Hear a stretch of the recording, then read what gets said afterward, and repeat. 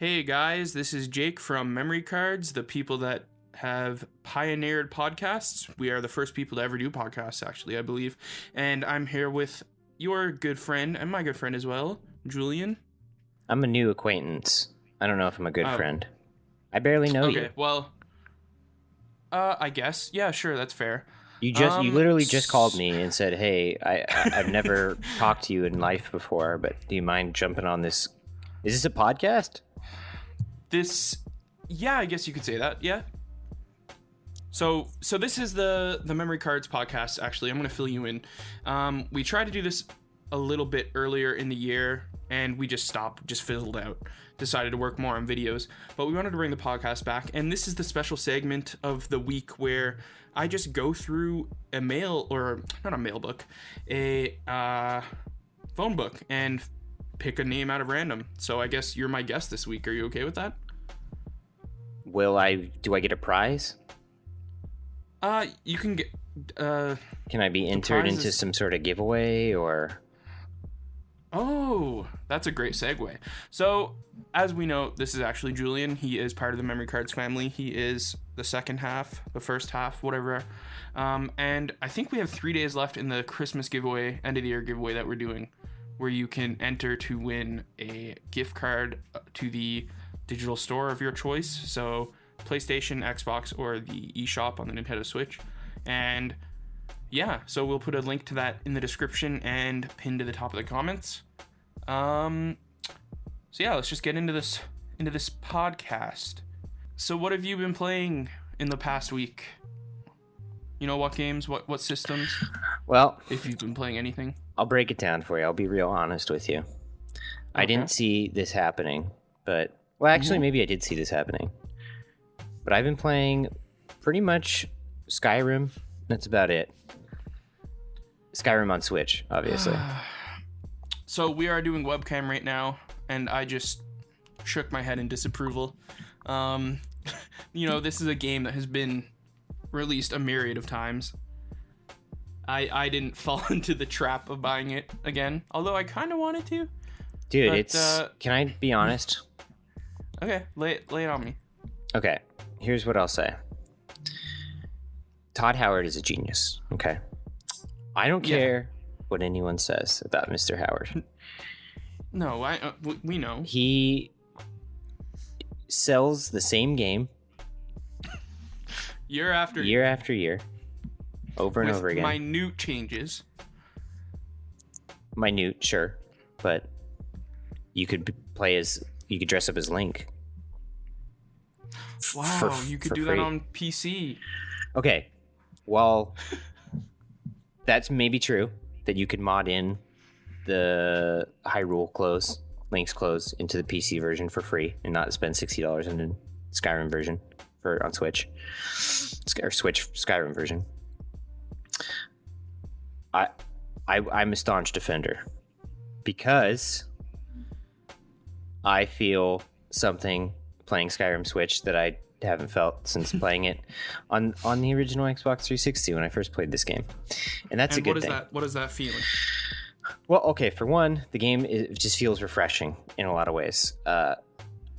Not in terms of refreshing from the current landscape of gaming, but refreshing in the way that the game feels new in a lot of ways, which isn't something I experienced when I jumped from playing it on 360 to PC and then from PC to Xbox One. Throughout the timeline of that game's existence, they released the remastered version last year or whatever, and I paid for it, and I think it was only I think it was only $40, so it wasn't full retail, and you get everything that game comes with, all the DLC, I mean. And I started playing it, played about like 10 hours of it, and I just wasn't having fun. I wasn't enjoying it. It didn't feel, it felt like this the same game. It felt like Skyrim, and which is fine. Well, it's a fantastic game. Let me ask you this. Would you say that it being on the Switch and it being portable just kind of makes you play more of it? Yeah, absolutely. 100% that's the case. That there's something appealing to me about playing games portably. It's something that I think appeals to anyone. I think that if you would have told me in 2011 or whenever Skyrim came out, that it was eventually in just a few years going to be something that you could play on a portable Nintendo system, I would have fucking laughed it in your face. I would have gotten as close as I could to your face without touching you and laughed in it, because who would ever see that coming? Who would think that playing a Skyrim with the year it came out would ever imagine it on a portable Nintendo system? Yeah, that I do agree with you there. You know, I think personally I just have my fill of it on the 360. Like, I played a bunch. I don't think I ever beat the actual story, but I remember putting what felt like over 100 hours into that game over its lifetime. Yeah, it's really easy to do that. It's really easy to spend that much time playing a game like that. For sure. But like when I got it on PC, I got it really cheap. And I don't know if it's just PC games with me. I just can't get into them as easily as a console or something. I agree. I can agree with that. I feel like when you have spent the majority of your life playing console games, that trying to play a PC game with keyboard and mouse controls can feel overwhelming, and can be a distraction. It just doesn't feel as natural. And I know I completely understand that keyboard and mouse are better than a controller, especially in like FPS games. Yeah, that goes without saying for sure. It's just not. I don't know. I think I would take a lot of time to readjust to that. Yeah, I agree. But I'll say I'll say that Skyrim, like, I'm enjoying it a ton playing it on Switch. I'm playing it in a different way than I've ever played. I'm playing it in a different way physically, literally, because I'm playing it in portable and dock mode, but I'm also playing it with more of like a plan. You know, like I think when I've played Elder Scrolls games and like Fallout games before, I've always kind of just like been very absent-minded when playing it, in terms of like my character and like this, maybe building a story for your character and like developing certain skills. Like, I decided to play this version of Skyrim like in a way where I thought about that heavily. So I gave my character a backstory. And it's nerdy and weird. No, not weird. No, fuck that. It's cool. It's cool to do that. Everyone should do that with their characters. I used to think that was weird and lame, but now I don't. I don't know. I'm gonna make fun of you from here on out forever. That's fine. I think, but I'm enjoying it thoroughly. I gave my character a backstory. I thought about it. That's all that matters, right? Yeah.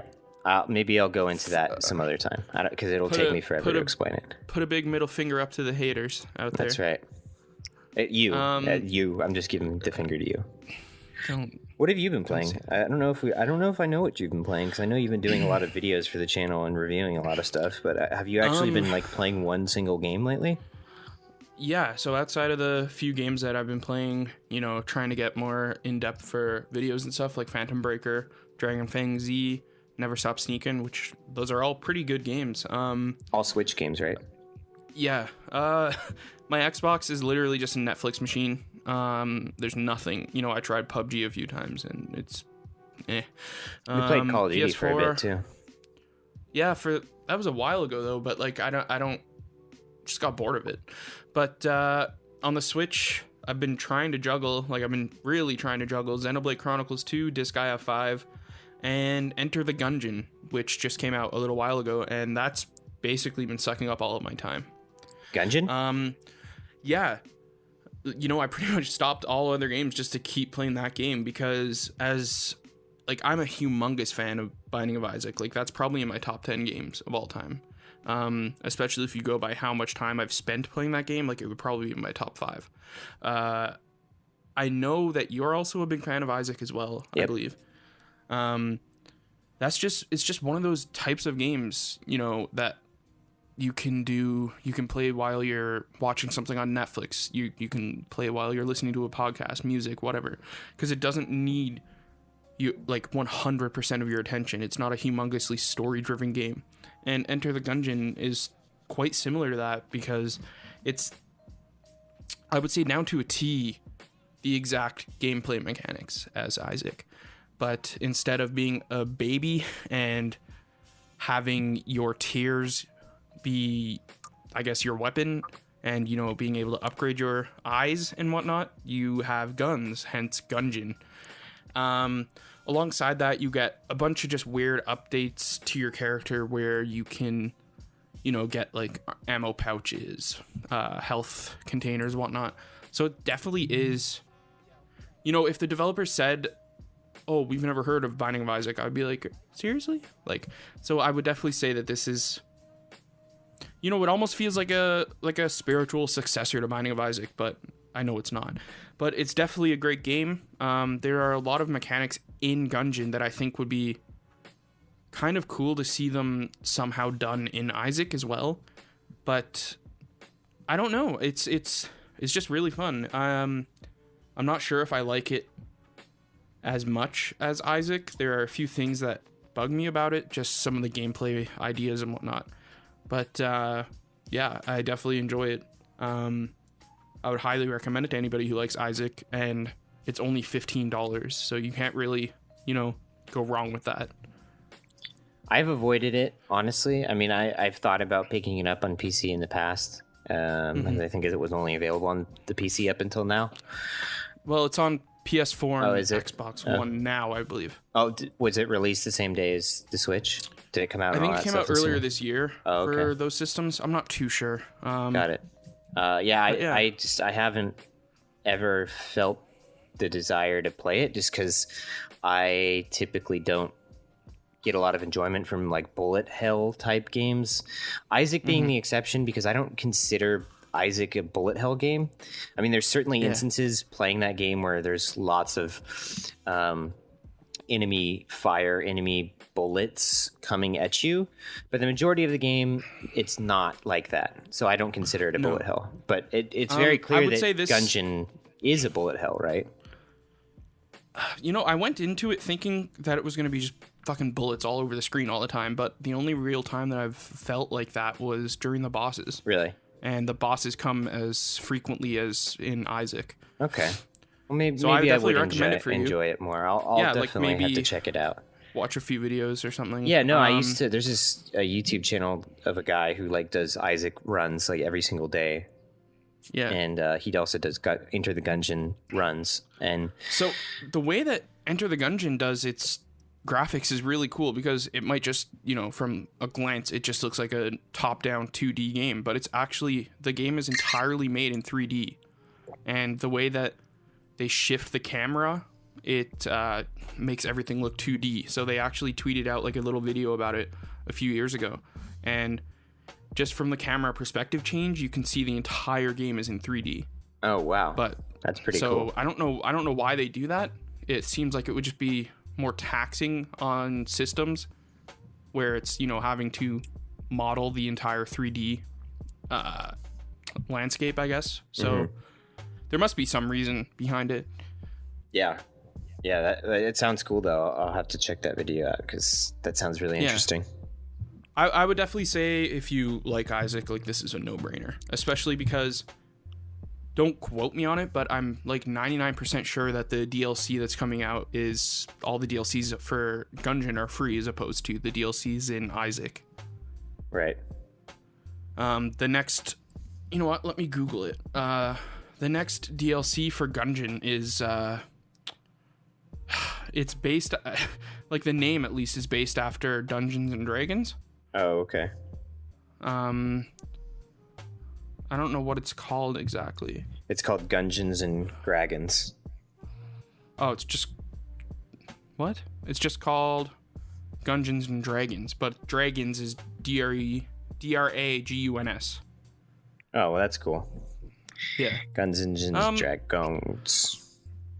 Yeah, I mean, outside of Enter the Gungeon, I've really just been playing, you know, Xenoblade. Yeah, you mentioned Disgaea that you've been 5. playing Xenoblade and Disgaea 5, and both those games seem like massive undertakings. Yeah. Right? I mean, they seem like huge games. That sounds like a problem, trying to balance playing both of those at the same time. I know that I would struggle and feel overwhelmed playing both those at the same time. Do you feel that?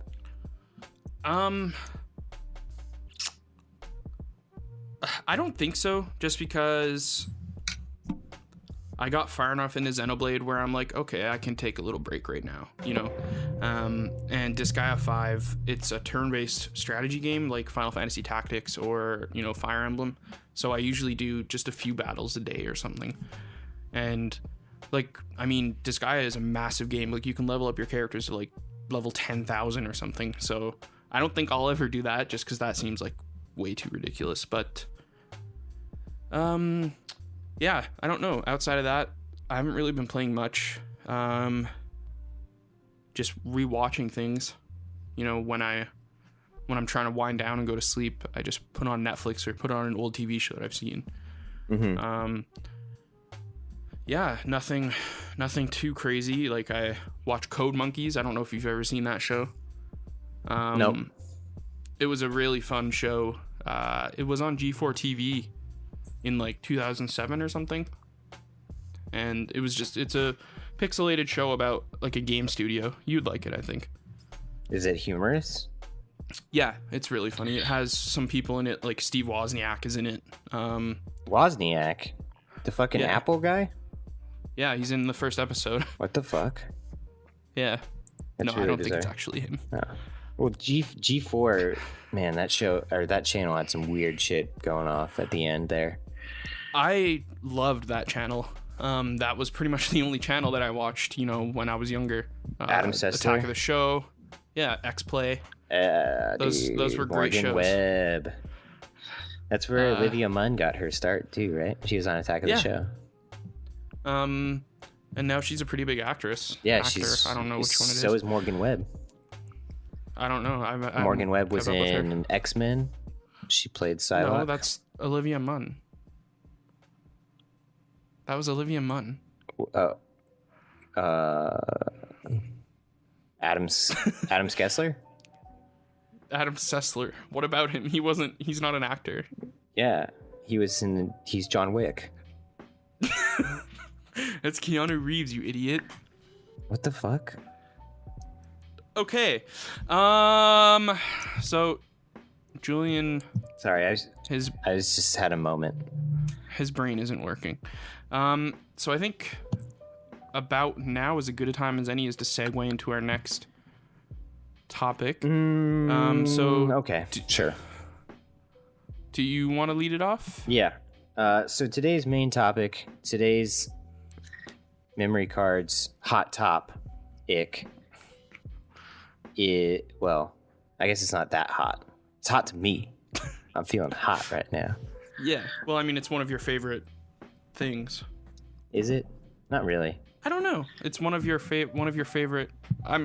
It's one of your. I don't want to say it because then I'll say what the topic is. So you just say the topic. Okay. Well, okay. What we're going to be talking about today is anime video games, or video games based off of anime shows or movies. Video games based off of anime shows or movies.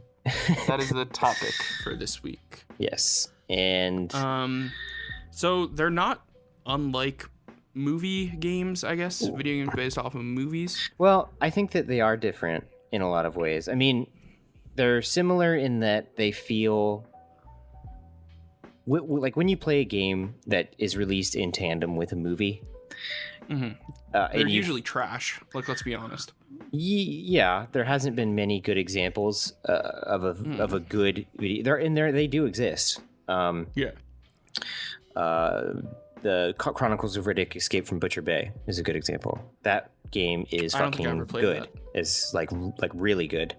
It came out on Xbox, the original, the OG Green Machine, and it's like, you know, you wouldn't expect a Riddick game, a Vin Diesel Riddick game, to be good, but there is one. So anyway, I think that like they're similar. Anime games are similar to movie games in the way that when you are familiar with the source material, like when you go see a movie and you enjoy that movie and you play video games too casually or more than casually, you would get excited. You say, okay, like I just saw the new Star Wars, right? And there's plenty of really cool action scenes in it. Lightsaber shit is cool. You say, okay, like this would be a cool video game. So you have an idea in your head of like what you think would make a cool video game. or how you expect that to play, or the setting, or the characters and how they interact. The whole everything together tied in. You usually have an idea of that. So when you have that idea of the source material and that idea isn't realized in a video game that comes out for that source material, more often than not, you're disappointed, right? Mm-hmm. So it's really hard to quickly release a video game for a movie and meet the standard at which the fans of that movie or source material hold it to. Mm-hmm. So with anime, it's a lot. It's very similar in that the fans of that anime or anime, whatever it is, either syndicated show or a movie, they have a very formed idea of how they expect that to be translated into a playable video game. Yeah. And when that isn't met, the game is critically panned. It's not great. There's an outcry. Fans don't like it. Whatever. Now, there's also a very big difference between the Western perception of a video game and the Eastern or like a Japanese perception, a Japanese production house's idea of like that type of a video game, right? They're very different. It's clear when Japanese games come out in the US, it's hard for them to find success just because there's very different structure. It's very different. There's very different ideologies and work ethics. Usually a Japanese game's bar for success is a lot lower than a Western game. Like Persona 5 sold, I think, recently just like over 2 million copies. And like that's huge for that game. But, a game like Call of Duty can sell like 20 million and people are like, oh, well, Call of Duty Modern Warfare 2 sold 35, so Call of Duty's dying, so there's a bigger difference there. Yeah, absolutely. That's for sure. And I think that in America, the niche for liking Japanese production games is obviously a lot smaller than just the overall gaming market in the US. So that's kind of like the structure in which all of these games have to be housed upon, right? Is you got to compete with Western game ideologies in the US, and a lot of these games, anime games, come out in Japan first, or don't even make it to the US, and then have to be imported or whatever.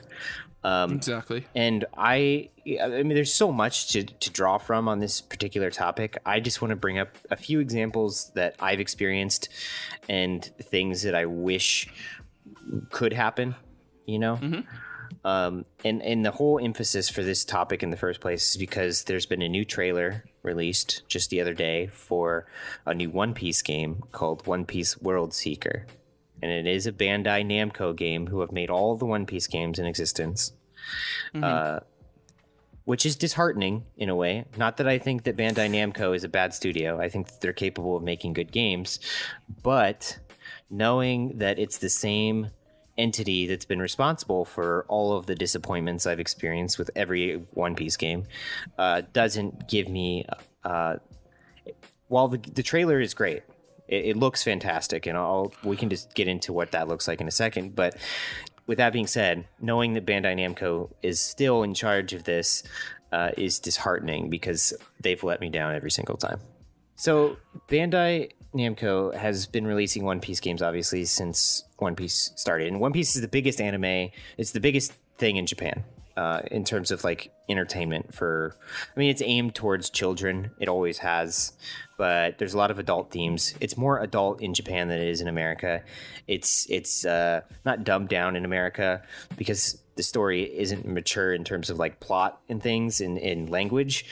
It's mature in terms of language that it uses like swears and stuff in Japan, doesn't in America. But it's very like easy to understand. Like the plot devices that they use, they don't use super big words most of the time. It's like very simple. It's a simple thing. Well, there are I have a ton of friends here that love the One Piece anime. Oh, dude, it's great. It's huge. Yeah. I've personally never gotten into it because all of my friends that watch it have been watching it for years, so they're caught up and stuff. But like, it's just too daunting for me. There's like 1,000 episodes or something. Yeah, like, that's the thing. It's I can't watch that. I can't do the anime either. It's too much to keep up with. I mean, there's like new. Yeah. They do. I think it's new episodes every single day in Japan, Holy and shit. like I just can't do that. You know, I don't have the Yeah. time to watch a new anime episode, a 20-minute episode every single day. You know, it doesn't sound like a lot. It's only 20 minutes, but I just don't have the capability. That's why I read the manga. That's it. You know, and I'll watch like highlights and I shit. think it's pretty safe to say that you're a pretty big One Piece buff. Yeah, I think so. Would you say it's probably like one of your favorite like is. anime or manga? It is. It for shit. sure is, and it's the only one that I keep up with. Like, I don't read any other manga. I hardly watch any other anime. And yeah, I mean, I've read it since, like when I started reading it, they had just came out with issue 8 in America, like of the manga, and that must have been like, I think I must have been like 12 or something, 12, maybe like 13, 14, something like around there. I was young. I was a baby boy, and I'm 20. Yeah. I'm going to be 27 in a month. So that's how long I've read it for more than 10 years. It's been a long time. It's been a part of my life for a very long time. It's something I cherish and I've enjoyed for many years. It's nice many years. because that's like a constant that you'll have in your life, right? Like that's something that'll hopefully be constant. You know, I mean, you've had it for the past like 10, 15 years. So. Yeah, and I plan on reading it to the end. I want to see it through. There's definitely been lulls, and it's kind of in a lull right now for me. Like it's not as interesting to me right now. Yeah. I'll still read every new volume, but it's in an arc that like just I'm kind of bored with already. But that being said, the issue that we're talking about today is the fact that there hasn't, to me at least, and this is all personal opinion, there hasn't been a good One Piece game. Yeah, that's fair. Have you played any One Piece games? I remember years ago renting one on the GameCube. It was just a generic like fighting game. Yeah. And it was mediocre. You know, I don't know much of the source material, so I don't know if I was missing out on some like good references. I'm sure I was, but the gameplay was just boring. Yeah. That seems to be what a lot of Bandai's games are, in my viewpoint. Well, that's why I'm really excited to see that instead of Bandai creating the Dragon Ball FighterZ game, it's Arc System Works. Like the Dragon Ball Z FighterZ game looks fucking great, and like I don't care about traditional fighting games. Like the only fighting game that I'm a fan of is Smash Bros. But this game, it just ticks all the right boxes for me for some reason. Yeah, and that's it, man. They just Bandai Namco had made God, how many Dragon Ball Z games? They've been doing that forever. So many. And like a few of them years ago were amazing. Yeah. You know, there were like before the Tenkaichi games. I didn't like those ones, but the Budokai ones were really good. Yeah, the Budokai 3 on the Wii was my favorite Dragon Ball. It still is my favorite Dragon Ball Z game. That one just controlled so well. It had like every single character ever in the story, like probably every single character. Yeah. And that was a fantastic game. So there are hits for sure. Bandai's capable of doing that. And there are good anime games. A lot of their games that they create on their own are fucking fantastic. Like, you know, or publish, I guess, like the Dark Souls games and stuff. Like they're published by Bandai. Yeah, no, there's good stuff that comes out of that house, that Bandai house. But I mean, it's the same with any other studio or developer or publisher. Like, not everything is going to be fantastic. Yeah, and they're like a monopoly in Japan. I mean, they have the rights to so much anime and so much stuff. And like take for example the My Hero Academia game that's coming out. It just looks like, from the little teaser, I mean, I shouldn't really judge it by just this little teaser, but it looks exactly like that One Piece game that I played like 15 years ago on the GameCube. So it almost seems like they get these licenses and just make mediocre games for them. Yeah. Well, in terms of like One Piece games, there's 3 categories that I've been able to play in the Western market in terms of like games that have been translated and released here. And that is, they have the traditional brawlers, which are like, the one-on-one fighting games. The most recent, which I did buy, was called One Piece Burning Blood. And it came out, it might have been earlier 2017 or late 2016. And it's just like a traditional fighter. Traditional in the sense of that type of fighting, where it's like a 3D arena combat. It's not like a Mortal Kombat game or whatever. Those games don't do anything for me. They don't for me either.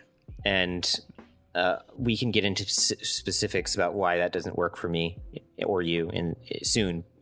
So that's one category. The second category would be the open world kind of. It's like half open world, half exploration. Like One Piece Unlimited World Red, yes, which released earlier this year on the Switch. Yes, that did come out on the Switch, and it's been on the 3DS before.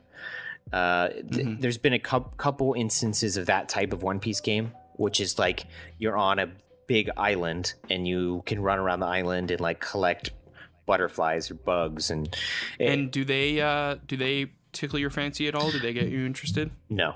No, they're cool in the. I thought that would be the one category I would be able to enjoy the most, because it's giving you more access to just exist as a character longer than a 2-minute fight, and you can run around with the whole crew, the whole pirate crew of One Piece, but there just wasn't enough substance there, and it felt really boring. The tasks and the island exploration and it just was, you spent a lot of time like fishing and like doing weird tasks and shit. Like it's just what didn't feel like a cool One Piece game to play.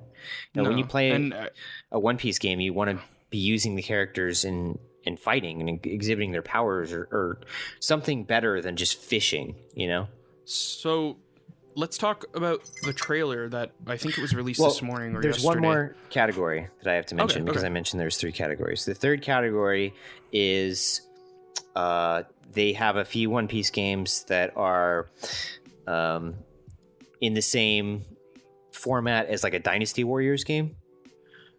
So like big battle war simulators where you play as one overpowered character on a battlefield of potentially hundreds of other enemies. And you just like womp their asses. Yeah. And if you're like the best way to describe it is like a Warriors game, Dynasty Warriors, Samurai Warriors, like that type of game. They have games like that for One Piece.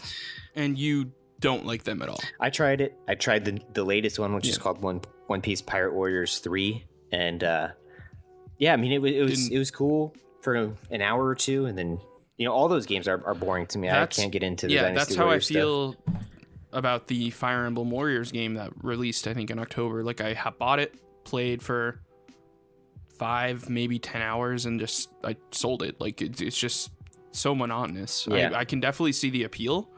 It's just not for me. Yeah, for sure. I agree. So yeah, those are the 3 categories, and so far they haven't been successful. I think the games just in your eyes, in my eyes, I'm sure there's thousands of fans here. I mean, in Japan, they're big hits. Well, I mean, that one that was on the 3DS and then came to the Switch, like it's sold over, I think, 1.5 million copies altogether. Yeah, I can totally see that. And I get why, like, they're a huge hit in Japan. Different audience, obviously. For me, I don't want to say that Japanese developers should cater to Western ideologies. Not at all. They shouldn't cater to me specifically. I'm just saying I haven't experienced a One Piece game that I felt could match scratch that itch for you. Yeah, could match my affinity for the series. Yeah, but and that's fair. That could change based on this trailer we've just seen. Exactly. So I think this trailer either came out earlier this morning or late last night. Like I didn't see it when I went to bed last night, but who knows? My brother who is also probably shares the same amount of affection for One Piece as I do, but he's even more into it. Like, he watches the anime. He's super, super into it. Yeah. He sent me the trailer for it yesterday. Okay. Which was the December 17th. And yeah. I was like walking into the theater to see Star Wars, and I was like, fuck, I can't watch this now, but this looks sick. And like, I watched it this morning, and the first thing I did was immediately text you. Yeah. Because I know you're a huge fan of One Piece. Me, not so much, as I've said. But, you know, if a game's good, I'm going to want to try it. And this trailer did look really good. You know, granted, it's only like a minute and 20 seconds, but it looks really good. Yeah. So the trailer shows Luffy, the main character of One Piece, for those unfamiliar with One Piece, just a quick descriptor. Luffy is a pirate captain of a crew of gifted individuals who have various powers. You know, it's very superhero-y stuff. Would you say his abilities are very like Mr. Fantastic? Yeah, so he has the ability his body is like rubber, basically. So he can do all kinds of like special attacks with his rubber body, you know. And it's transformed like in many, many, many different ways since the start of the series. He's like incredibly overpowered. He's like fucking Goku Super Saiyan 3 at this point. But the trailer shows him running through what looks like an open world environment. That's a small village. It looks very similar to all the villages you see in the manga and anime, which is like rustic farm life mixed with Baroque pirate lore. You know, you see a lot of like naval inspired things, and it looks like the island that he's running around on has a navy base on it, which is the main antagonist of the series. And yeah, it's like, as Jake said, it's like a 1 minute 20-second trailer of Luffy running around. It's obviously a gameplay trailer, not a cinematic trailer.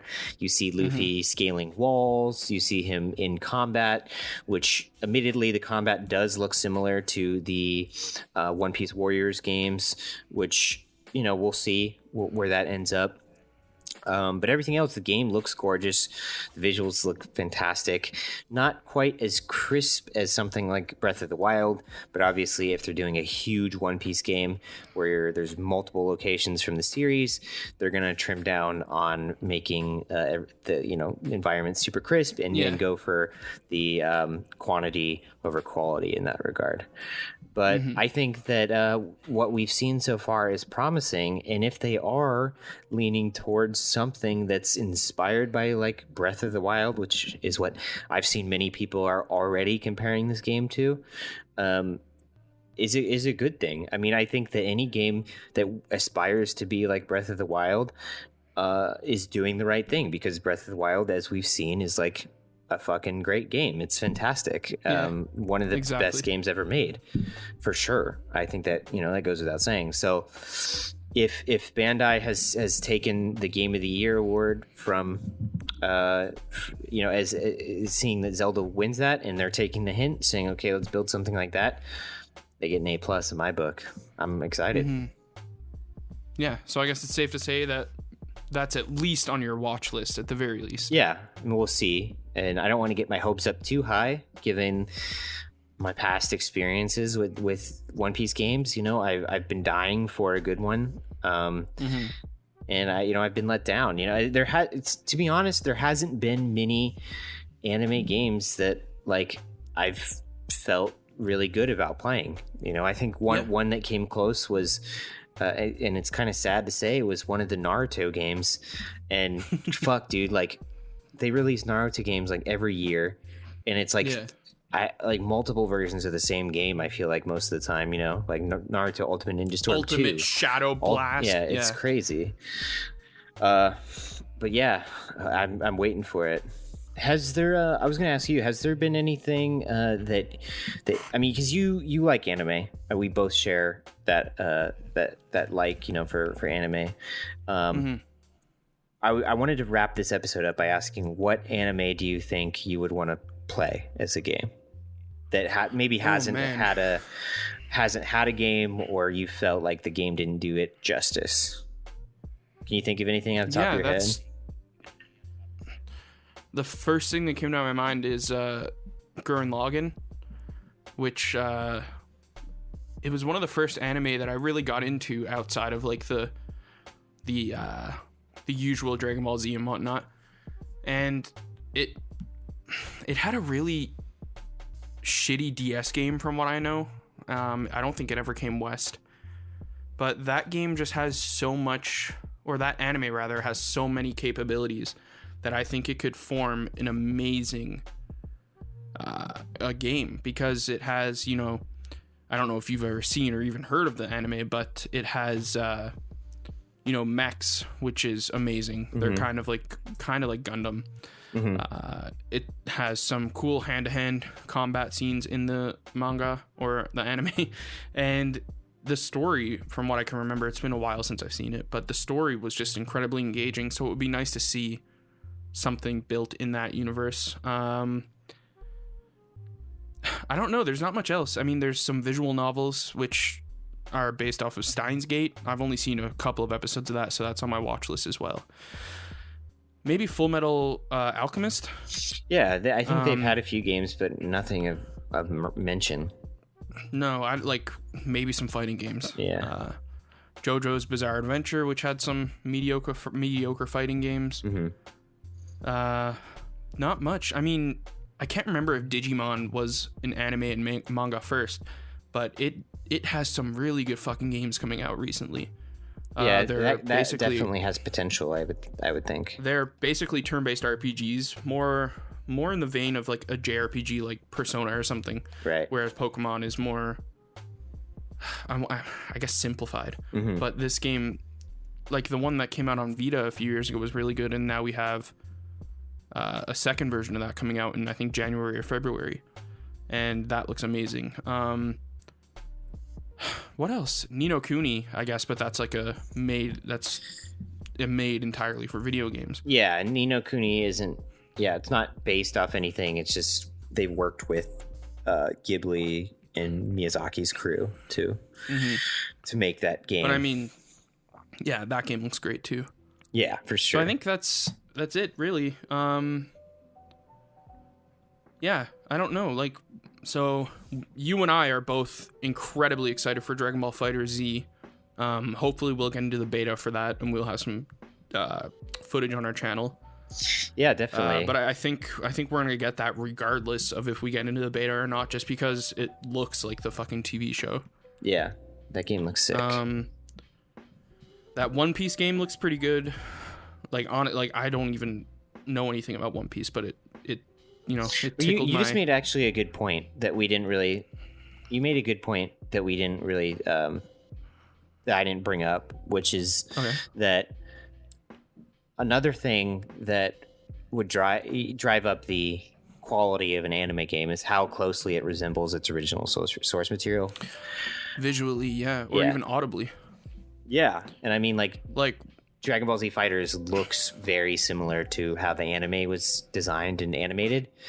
Mm-hmm. So that in of itself makes the game appeal. Like, I guess another thing audibly, like let's say, you know, there's been some video games based around movies that haven't even had the same fucking voice actors or the same, you know, actors doing the voices. So you're just like, hey, I just watched this Spider-Man movie in theater, but it's some no-name guy playing Peter Parker, and you're like, this doesn't feel good. Yeah.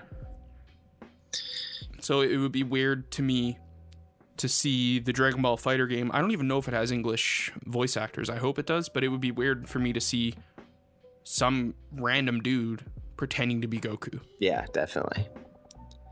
All right, well, that's going to wrap it up for this episode. As Jake mentioned at the top of the ep, please, now is the time to enter that giveaway on the channel. So please do. Mm-hmm. It's going to be a good one. We're happy to do that. Hopefully we'll try and make this a weekly thing. But I don't know with the holidays coming up. Yeah, we'll probably get this episode out and then maybe try to do another one next week. And then there might be a week off there with all the holidays and travel and shit. But this is going to be in the future a once a week thing is the plan. Yeah. So yeah, let us know, if you watched all the way through. Let us know, some topics you'd like to see us cover, because we really enjoy doing that. The memory cards, hot tops. Yep. All right. Peace. We will see you guys on the flip side. I don't know why I said that.